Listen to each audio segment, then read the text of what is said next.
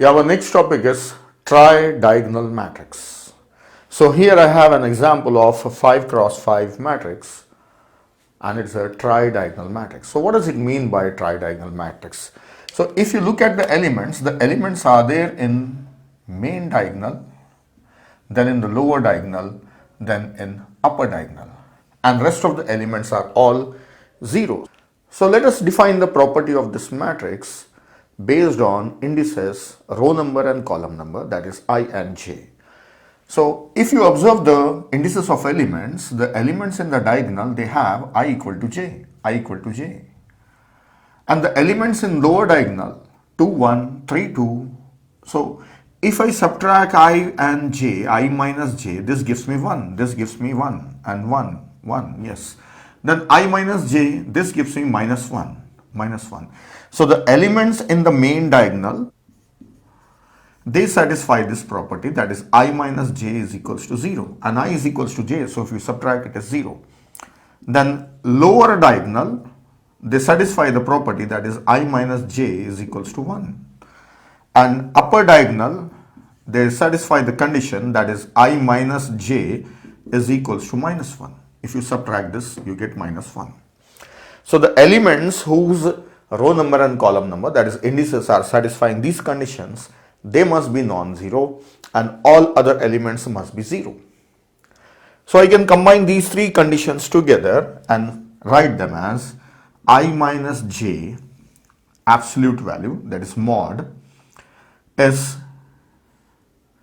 less than or equal to 1. So if you subtract I and j, if you are getting a value less than or equal to 1, that is the absolute value, then those elements must be non-zero. So finally, I can say that m of I comma j is non-zero if I minus j is less than equal to 1, and m of ij must be 0 if absolute value of I minus j is greater than 1. So these elements, if you take the indices, if I try to write the index for this one, this is 4 comma 1, subtract 4 1, you get 3. So subtraction of I and j is greater than 1. So these elements are all 0. So this is the definition of a tri-diagonal matrix. Then total, how many non-zero elements are there? See, 5 elements here, and 1, 2, 3, 4, 1 less than 5, 1, 2, 3, 4, 1 less than 5. So 5 plus 4 plus 4. So here I have 5 plus 4 plus 4 elements. So in terms of n, this is n plus n minus 1 plus n minus 1. So this is 3n minus 2 number of non-zero elements are there. So we have been trying to avoid storing 0 elements. So here also we go for same thing. We will avoid storing 0. So we'll store only non-zero element. Then we will not be taking a two-dimensional array for this matrix. We will take a single dimension array. What should be the size of that single dimension array? Depends on number of non-zero elements. That is 3 into n minus 2. So what is n in our example? 5. So 15 minus 2, that is 13. So we need 13 spaces for storing these elements. So let us see how to represent this tri-diagonal matrix in a single dimension array. I will take an array of size 13. So here I have an array of size 13 for storing all non-zero elements. Then how to map these elements in a single dimension array? We have stored lower triangle and upper triangular matrices by following row by row or column by column. If we try here row by row, then first row is having 2 elements, then next 3, 3, 3, then 2. So rows are not having uniform number of elements. Likewise, columns are also not having uniform number of elements. Then one option we have is we can represent them diagonal by diagonal. So let us store the elements diagonal by diagonal. Which diagonal we should take first? We can pick up either the upper diagonal, then main, then lower, or first lower, then main, and then upper. So we have both options. So let us store first lower diagonal elements. I will store lower diagonal elements. 2, 1, 3, 2, 4, 3, 5, 4. So first I will store this lower diagonal.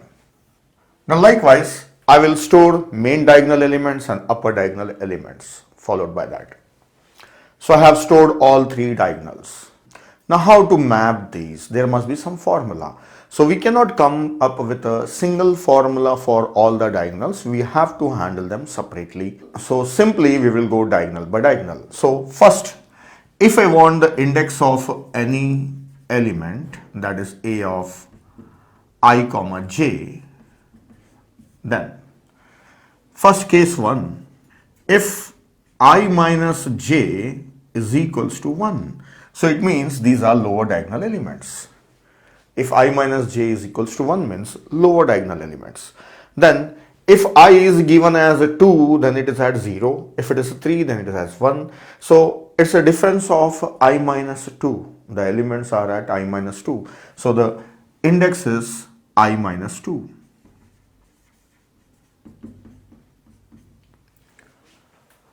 So if I is 2, then it's at 0. If I is 3, then it's at 1. If I is 4, then it's at 2. So I minus 2. Or else we can also take j minus 1 also, but better represented using I. Then case 2, if I minus j is equals to 0 means we are looking for main diagonal elements. If it is a main diagonal element, then first of all I should cross over lower diagonal element. So how many elements are there in the lower diagonal? We have n minus 1 elements in lower diagonal. Once we cross these n minus 1 elements, we are here. In our example, n is a 5, so 5 minus 1, 4, so we are here. So if suppose you want 1, then don't move at all. If you want second element, I is 2, then move 1. I is 3, then move 2 spaces. So it's I minus 1. N minus 1 plus I minus 1. This will be the formula for elements of main diagonal. Then case 3. If I minus j is equals to minus 1, that is the elements of upper diagonal, then I should skip these elements and these elements. So n minus 1 and n elements. So index will be 2n minus 1. So I have to skip all these elements, then I'll be here. And that location can be taken as 0. So if I want 1 comma 2, then don't move. That is the element. If I want 2 comma 3, then move by 1 place.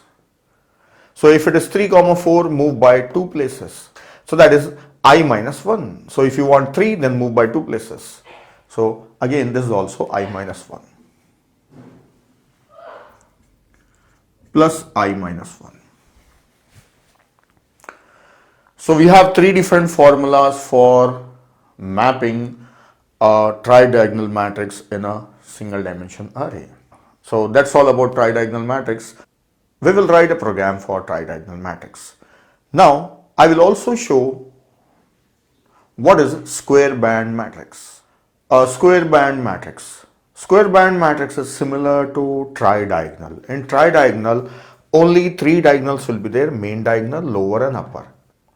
But in square band matrix, there is a main diagonal, and below main diagonal there are more than one diagonals, like 1, 2, 3, and there can be more. And above main diagonal also same number of diagonals are there. So it's forming like a band of diagonals. So when there are more than one diagonals below main diagonal and we have equal number of diagonals on both the sides, then it is called as square band matrix.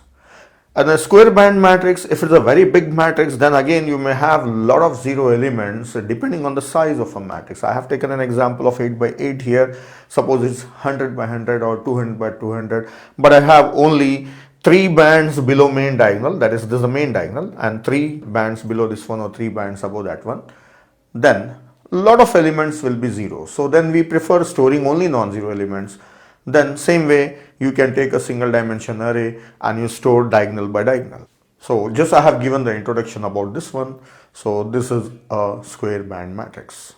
So our next matrix is Toeplitz matrix.